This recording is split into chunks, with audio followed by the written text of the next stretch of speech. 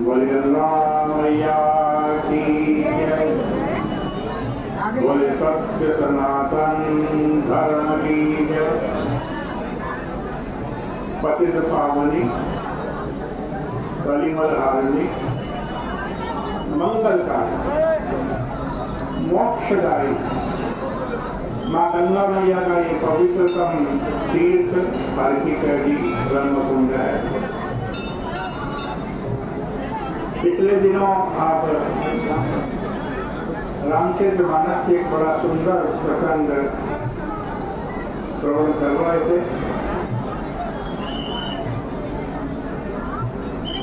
देखो, प्रत्येक व्यक्ति के जीवन में महत्वाकांक्षा होती है। अपनी महत्वाकांक्षा के लिए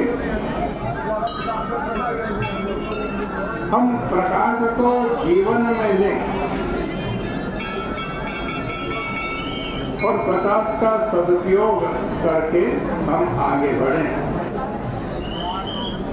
तब तो समझो कि हमारी महत्वाकांक्षा हमको सही दिशा में ले जाएगी।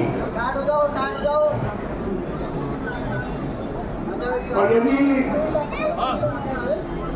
हम यह समझने लगे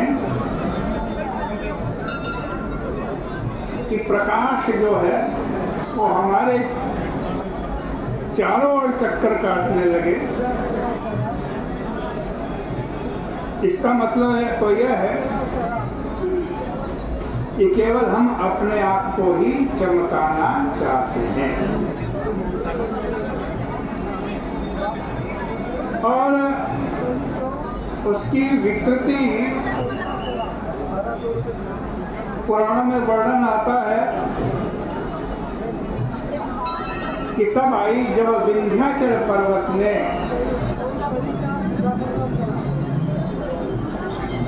चाहा कि सूर्य मेरी परिक्रमा करे।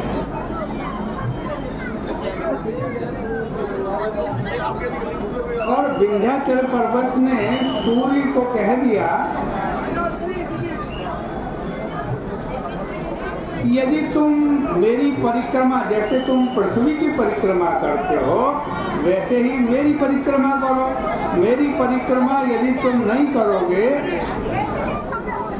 तो मैं तुम्हारे प्रकाश से संसार को वंचित कर दूंगा, सारी दुनिया में अंधकार फैला दूंगा। इसी को मास्टरी कहते हैं।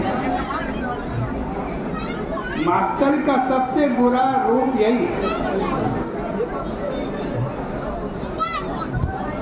और इस मास्टर के संबंध में एक बड़ा अनोखा वर्णन रामचरितमानस में आता है।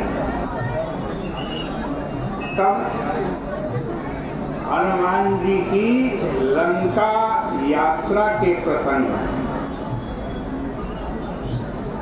गोस्वामी तुलसीदास जी ने हनुमान जी की यात्रा का जो वर्णन किया,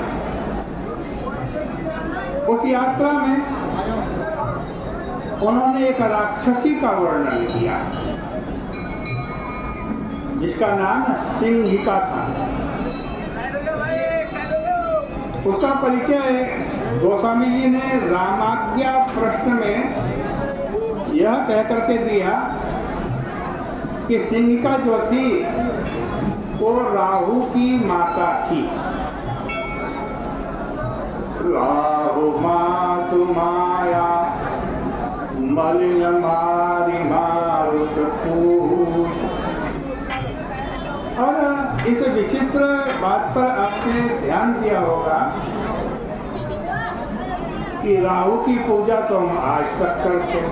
नवग्रहों में होती ना राहु की पूजा।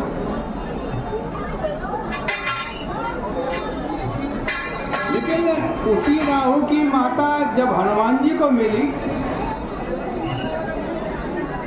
तो उन्होंने उसे छोड़ा नहीं, मार दिया। बेटा यद्यपि पाप ग्रह माना जाता है, राहु को पाप ग्रह कहते हैं, इतना होते हुए भी वो अमर ग्रह है, उसकी पूजा होती है। और उसी की माता मार दी गई।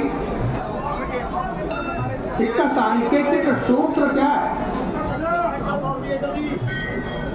इस पर आप जरा विचार कीजिए। देखो, दो वृत्तियां हैं, एक ईर्ष्या की वृत्ति है और एक मात्सर्य की वृत्ति है।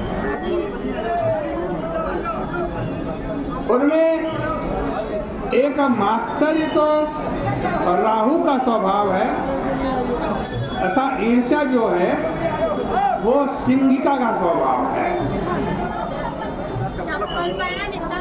ईर्ष्या और मात्सर्य की वृत्ति एक दूसरे के बहुत पास की वृत्तियां हैं, बिल्कुल मिलती जुलती हैं। कभी कभी तो किसी से पूछ दीजिए कि मात्सर्य का मतलब क्या होता है, वो कह देगा मात्सर्य का मतलब ईर्ष्या होता है।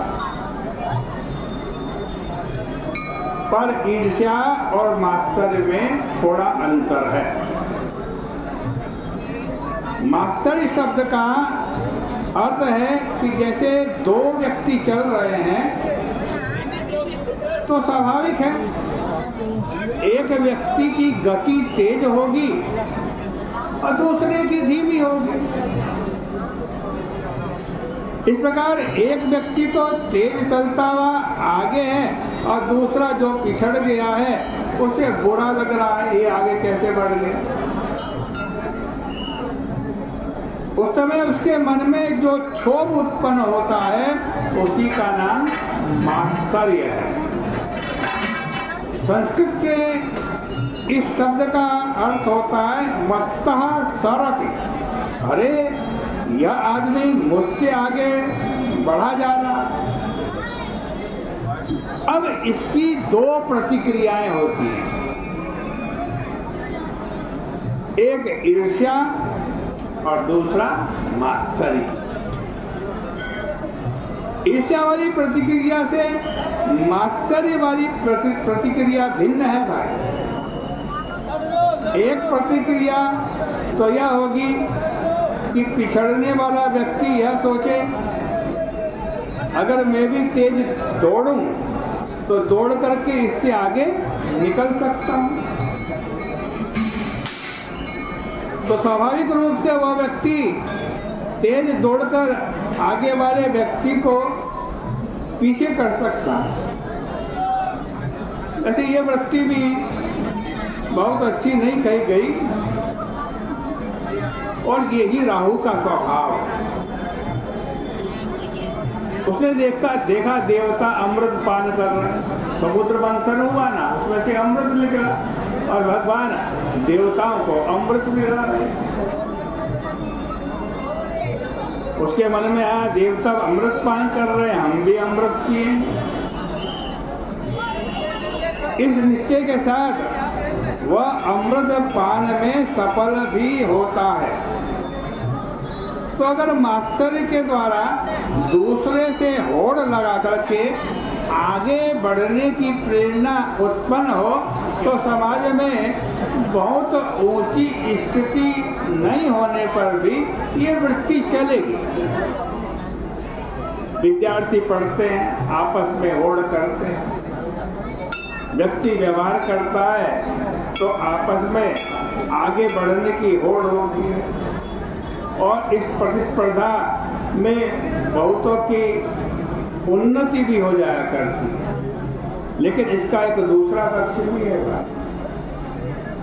वो थोड़ा इससे भिन्न है।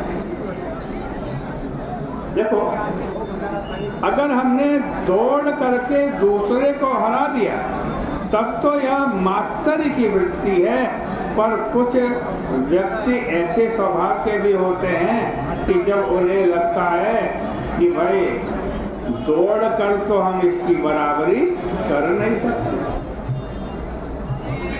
तो क्या करें। तो क्यों ना इसी की टांग पकड़ करके खींच ले, कि अगर हम ना दौड़े तो यह भी ना दौड़ पाए। इसी वृत्ति को ईर्ष्या वृत्ति कहते हैं।